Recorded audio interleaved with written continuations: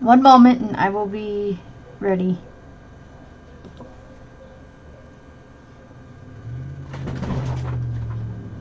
Okay. Just make sure things are visible.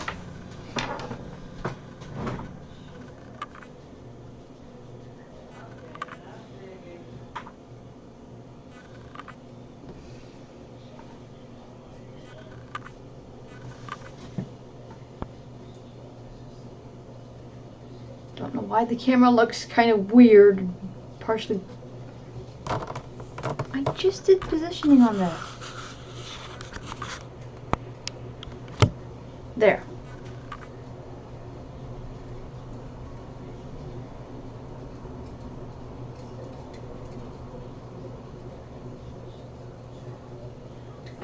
Anyway, today is sort of a special day because after all of the fun technical issues I've had for the last like 10 minutes, and anyone who has been here to watch for the random 5 to 10 minute putzing about that I did, I'm actually going to attempt a sort of unboxing. Well, it's not even a sort of. It is an unboxing video. I got this today. I'm gonna try and hide the actual addresses and stuff. But oh, I guess you won't even have to see it. Anyway, my friend Raven Kirisu, who is a fantastic author, by the way. She has like at least a dozen or so books that she's had published. Sent me this. I do actually have a couple of her books already. One moment. Where are they? No. No. There's one. Nope, that's not the other one. Where's the other one? Sorry. Not exactly known for being organized and planned. Nope. Nope. Nope. Nope. Nope. Nope. Where did I? There. Fine. Do that. Nope. Where are the bloody places did I put that on one? Well, so I apparently can't seem to find, Taming Coyote at the moment, which, basically, talking about random stuff off the top of my head is not a thing I'm always good at. Yay! Basically, Taming Coyote, if I can find it later, is basically about this girl Sonia and her who lives in this one village, who has this, shall I say, unhealthy hatred for coyotes, because, well, basically, I don't want to spoil everything, but basically, everything that she thinks she knows gets turned all the way upside down on its head. And the aftermath of that. It's a really good book. I absolutely love it. It's a fantastic read. She's actually read it to us, to me and a few others of our friends, and she's actually working on it, or was working on it. I think she actually finished it. She's starting on a different book now. Yay, I can consistent words. She has it as an audiobook form on her YouTube page. So if anyone's interested in that, go Go listen to that. It's a fantastic read. I do actually, like I said, I do actually own the book, but I can't seem to find it right now. However, my other favorite book from her is this.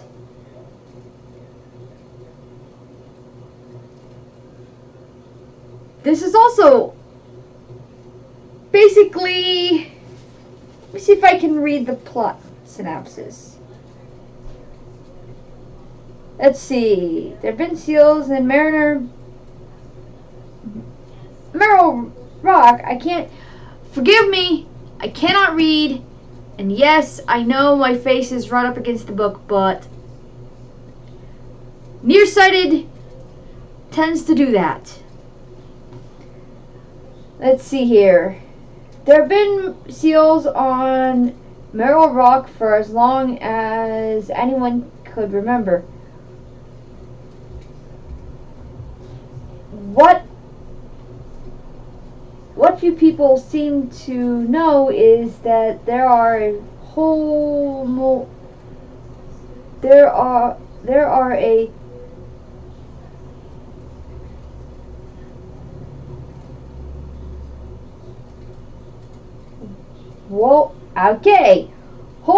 to these seals than meets the eye. Okay, wait, I think that's supposed to be way more. Yay! Words that don't look like words that... Yay. And no, I'm not dyslexic, so I don't know if it's just vision issues or what the frick.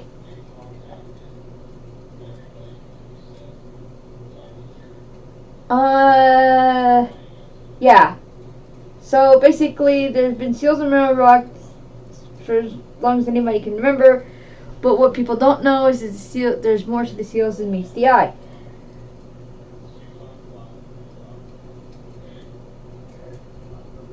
And basically, it tells the story about this kid who had an incident when he was really, really little and has basically an unhealthy fear of the water to the point where he can't even be in a swimming pool. And he meets these people who are not exactly what you think they are. And then there's this whole adventure on trying to save them and yeah. So definitely a good book. I think she's currently working on this one as her current audiobook form on her page. So definitely check this book out. Midnight Selkie is absolutely one of my favorite books from her. So is Taming a Coyote, which I need to figure out where my copy went, because I do have it. But that's not really what I'm doing this video for. Not exactly. What I'm actually doing this for is this. Like I said, she sent me new books. So, let's see what we got.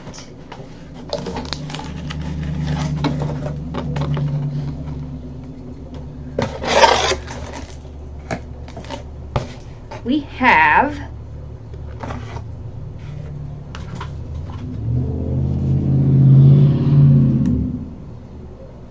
Ticket to Ride. Oh yes. This is one of her. Let me actually do this one at a time.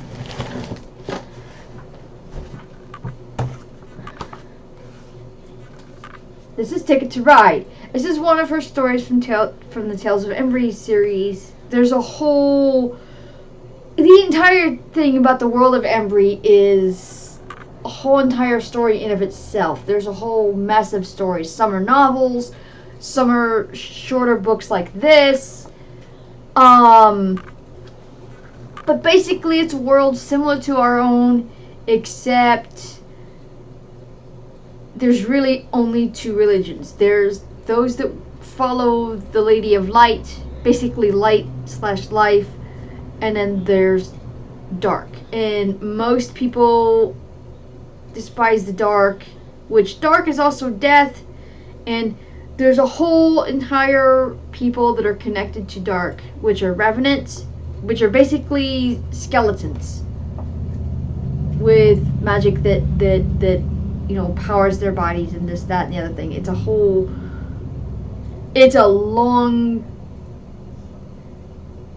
mess of how this works and how this works, and I'd be here for about at least a good 10 minutes trying to explain the world of Embry. But this one involves a train. Let's see here. In the world of Embry, one will find the ordinary and the extraordinary. The two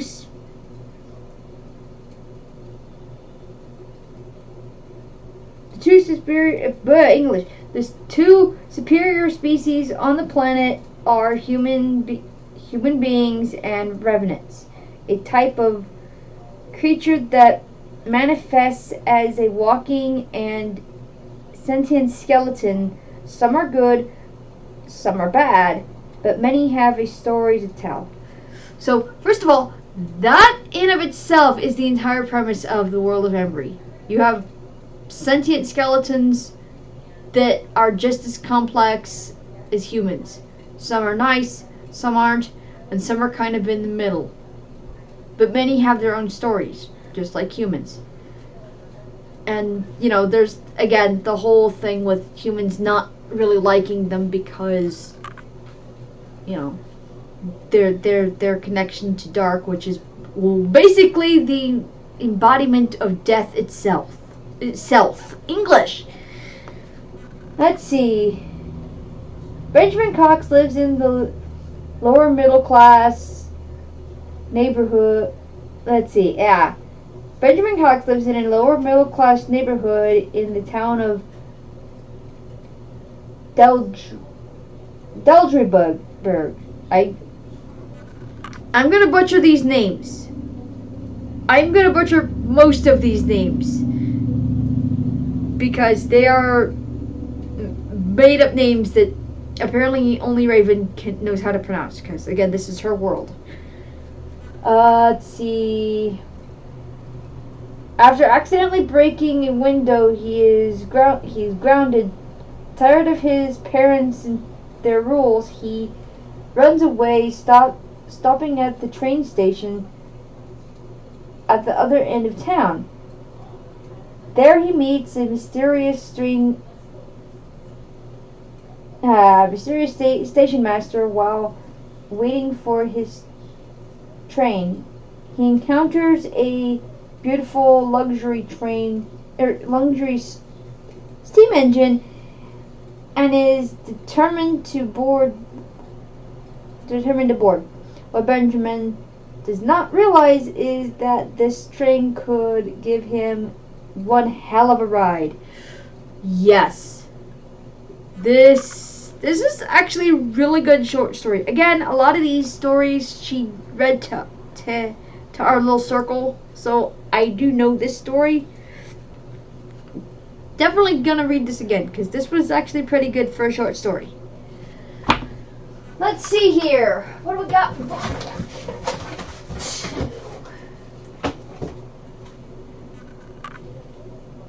Monster! Another one from Embry. From the world of Embry.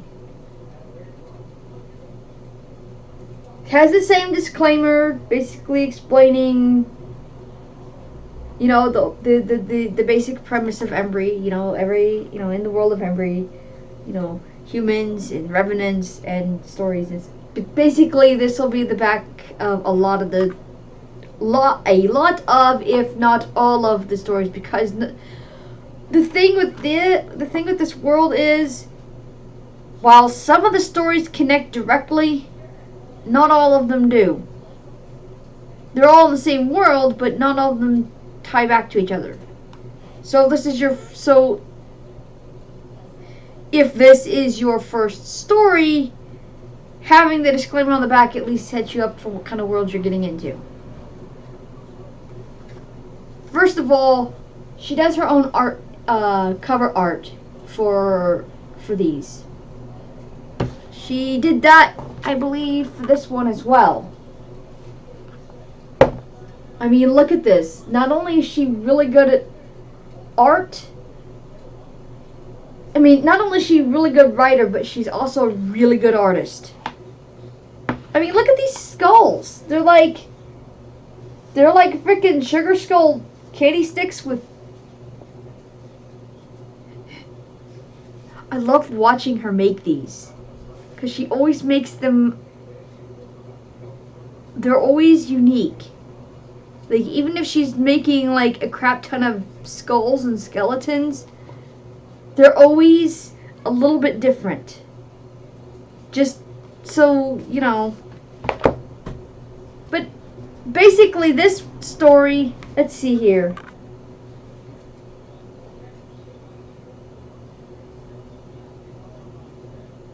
While her brother delights in watching horror movies, Allison is terrified of the monstrous creatures in them. Seeking an escape, she goes to the park for some fresh air and company with friends to whom she can relate. When she finds there is that not all monsters look scary and not every friendly face is trustworthy. Ah, yes. This one. I actually love the characters in this one. Especially this one character, but again, I don't want to like give anything away. But suffice to say, this one little boy is a sweetheart and kind of cute in that adorable little kid kind of thing. But he's yeah. Let's see here. What do we got here? Psyche in the Human Condition. Okay, so this is one of her older ones that she did that was sort of like, it started as a school project, I think, and then it kind of became its own thing. There's actually one other one like this.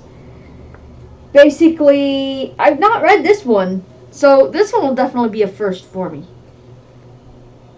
An essay exploring literary theory. George Orwell's classic 1984 is analyzed specifically. The novel is analyzed by using both psychoanalytical theory and deconstructivism theory. So this should be interesting. This should be an interesting read. Hang on, let me check the...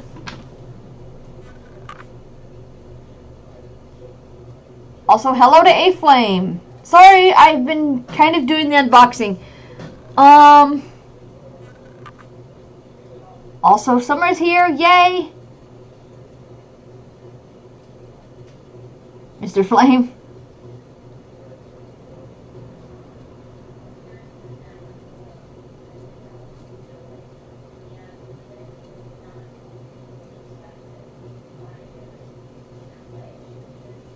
Yeah, that's the thing.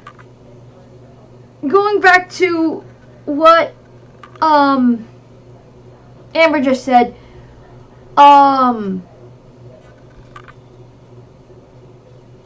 I like both Selkie and Coyote equally, so kind of a tied on that.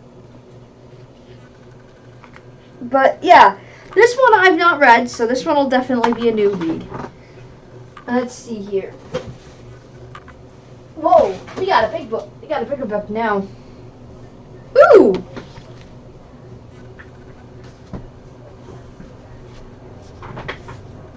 So there's this. This is Behold. This is actually a relatively new one. She actually read this to like me and a couple other people about a month or two ago, I think it was.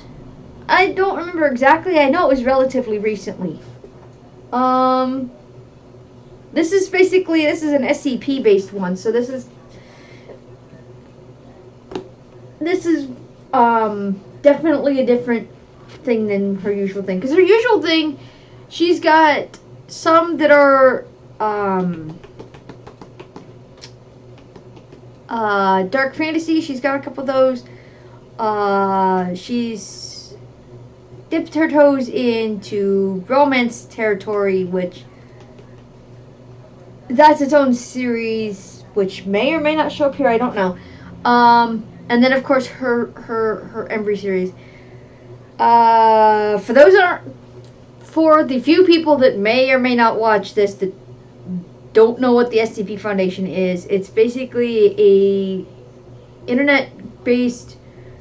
It's basically a group that was created by a whole bunch of people on the internet that would make random. It started with a bunch of random short scary stories, but done more scientific. I mean, you really good way to just look up stuff like Shy Guy, Plague Doctor, like, because they do have scientific numbers. You have 096, which is Shy Guy, which is actually the main focus, well, not the main focus, but secondary focus of this story. The main focus is actually a random blind guy that the Foundation picks up, and his story on you know, his interactions with the people and his life, you know, living in the Foundation. But a lot of it is focused on his interactions with 096, which is just absolutely... Okay, let's read the back here. Secure, Contain, Protect. That's actually the abbreviations for SCP. The SCP Foundation strives to contain, study, understand, and if necessary, neutralize the world's anomalies, be they creatures, people, objects, places, or concepts. That's a basic fundamentals for the SCP. That's their whole thing. They find weird anomalies, which can be literally anything, whether they people, place, thing, you know, and try to study, contain them, you know, and basically protect the living world, protect the normal humans from these weird anomalies and make them. It's basically kind of a fictional, secretive government organization kind of thing. Let's see here. Colin Dillard was a homeless... Colin Dillard was a homeless, misshapen nobody when he was procured by the SCP Foundation. His days seemed numbered until he encountered one particular anomaly, known as SCP-096. There's where Shy Guy comes in. One fateful meeting would be the beginning of something new and life-changing for the both of them.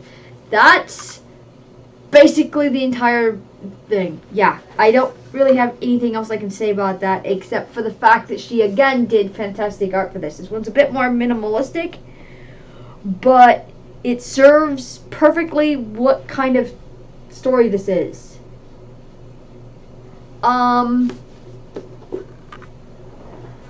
So there's that. Let's see here. I think there's only one left. Now I'll have to make this quick because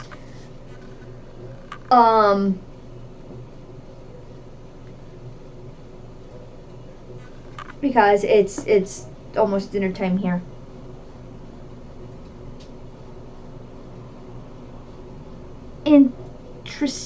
Okay.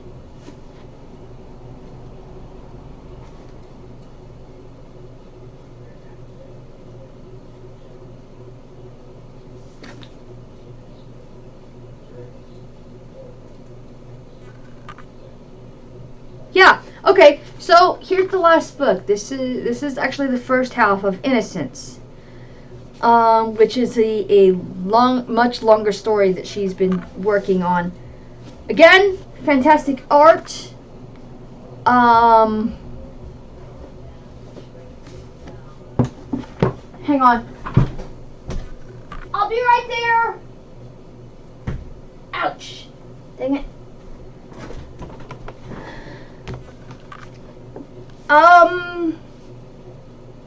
I'm gonna have to probably pause this for a bit. So, if you guys don't mind waiting for a while for me to finish, I can gladly do that. Because I do have to eat. So, I will be back as soon as possible.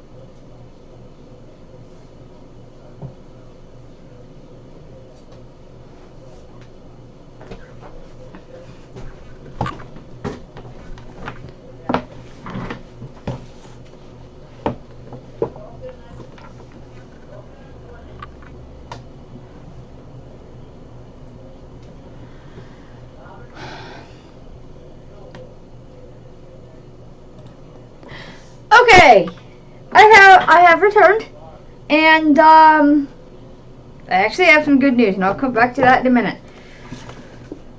Right, Innocence Part 1.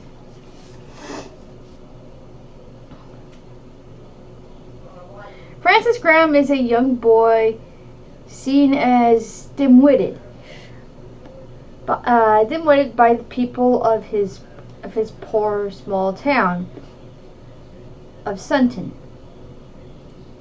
He lives in fear of his abusive mother, a school-aged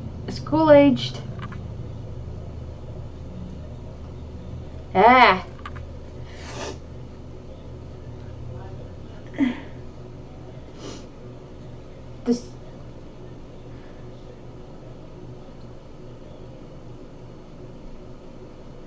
I think it's saying that the school-aged kids, because it says school-aged boys.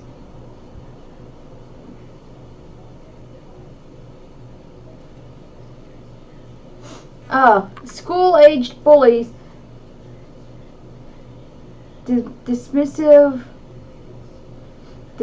adults, and the monsters that live outside of the protective walls. Suddenly, things start to look up for Francis, and he has his chance to prove his worth to himself and the people of Sunton. However, once outside the walls, he must face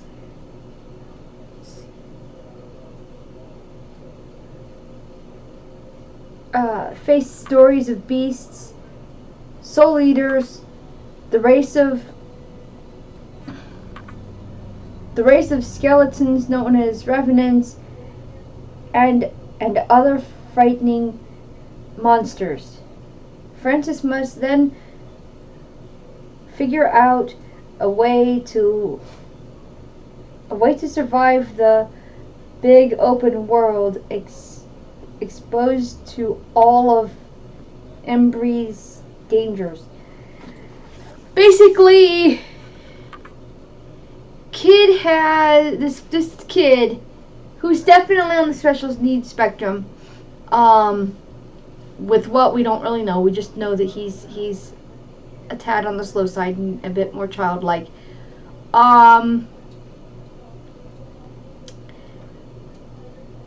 This poor kid has a shit life, and then when he thinks he's able to actually have something good happen, life, well, yeah.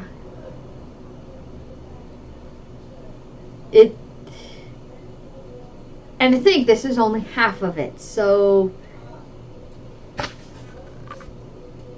can't wait for part 2 to be printed. Still a good book. Also, like I said, she actually did her own cover art with this one as well. She does the cover art for almost all of her books. There is one exception. Well, kind of two, but they're both separate stories. Speaking of, I found the book I was looking for earlier. This one. Tim and Coyote. Apparently it's upside down. Yay! Upside down books.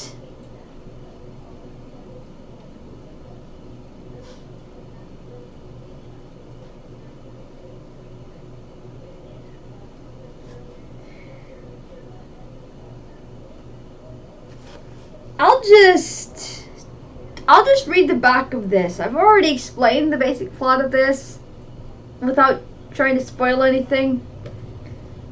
Says, what would you think if everyone told you that coyotes were like the boogeyman?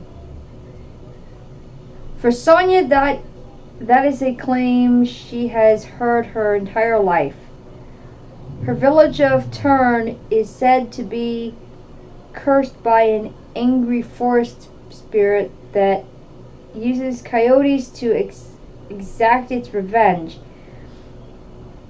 For as long as she could remember, coyotes have been seen as deadly demons, but the free-spirited child had barely ever even seen one during her playful days in the woods, let alone in the village. This all changed one day when a coyote made an appearance on her farm. From that moment, Sonia finds herself thrown into controversy that eventually leads to her coming face to face with the very devil her village has feared for so long. What he tells her, though, will change everything that Sonia has ever known and believed about the village of Tern. Again, this is actually a really good book. This is absolutely one of my favorite stories.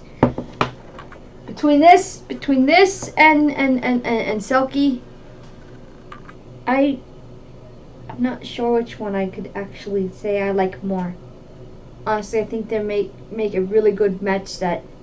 Their stories have nothing to do with each other, but somehow I love both of them equally, to the point where I could actually consider them a bit of a match set. A bit of a mismatch match set, but still. Definitely check this book out if you can, as well as any of the other ones, even the ones that I don't have currently, like her Lord of the Maple series, which is her more romance novel stuff. Only the first one's been published out of that series, and that one's a bit more linear because reasons, because still a really good book.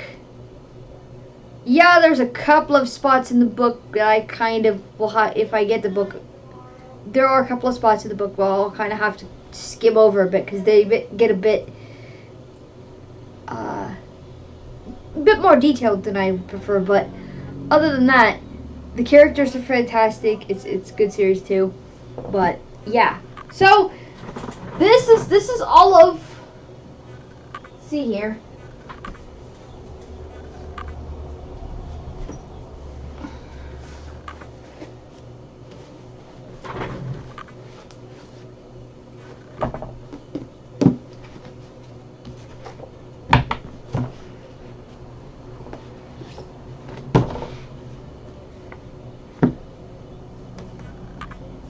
Where'd that other one go? I know there was a couple. Oh, here we go.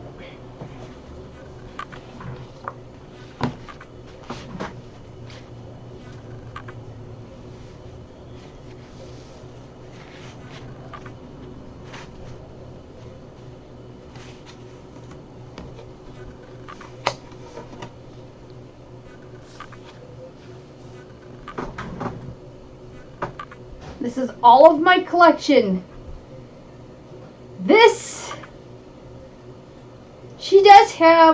She does have a series of short stories called the Karasu Collection, which is its own, like again, it's basically a series of short stories that are all tied into this one book, whatever.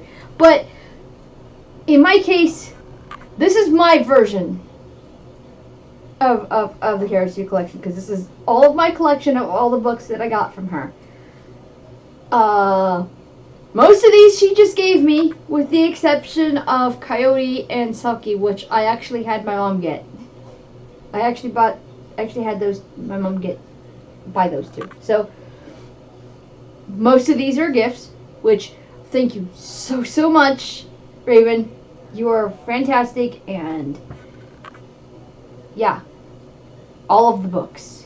Just all of these books.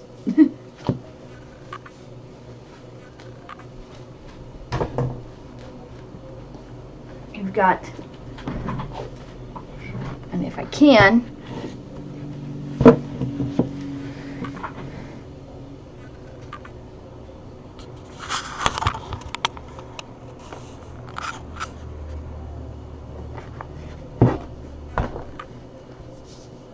Monster, Ticket to Ride, the thing on 1984, Behold, which is, I actually kind of tried starting my own story involving the SCP just because of that book. Coyote, Innocence Part 1, and Selkie. All of the books. Just all of the books. Make sure all of these are going in the same direction. Yes. Oh, right. I do actually want to explain a couple things real quick. Yay, when I think I'm almost done, I'm not. Yay.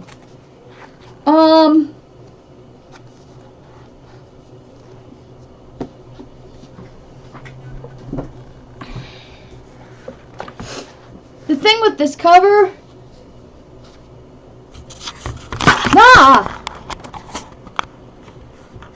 we go. Okay. The thing with this cover, this actually wasn't her first cover. She actually had, someone else do this one. Because the one that she had done, and she did do her own cover for this, it just, for some reason, when she tried to have it printed on paperback, it was too dark. So she had, I don't remember the person's name, I'd have to actually ask her, but she had someone else do this cover, which is really good. This is actually really good art too. The person who made did this one was actually really good art too. And the other one,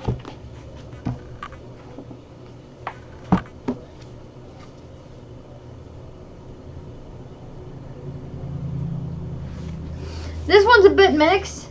It's kind of a mixed medium a bit. Like, she did the painting picture for it, but she actually had a friend of hers, someone who I actually am aware, former friend of mine as well, find the pieces for this. So this one was a bit of a joint effort, but still really, really good cover art.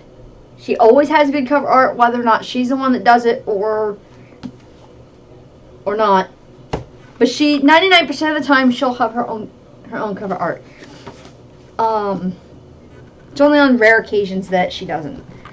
And that's usually only because she, again, like with this one, where when she did have her own cover art for it, it was too dark.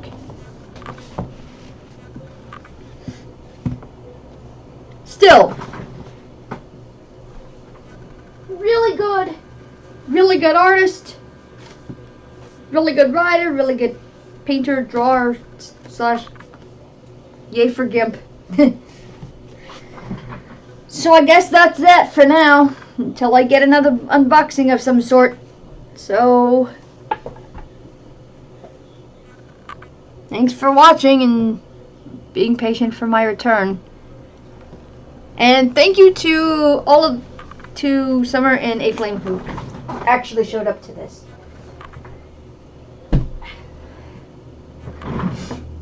Anyway, I'll catch you guys all next time.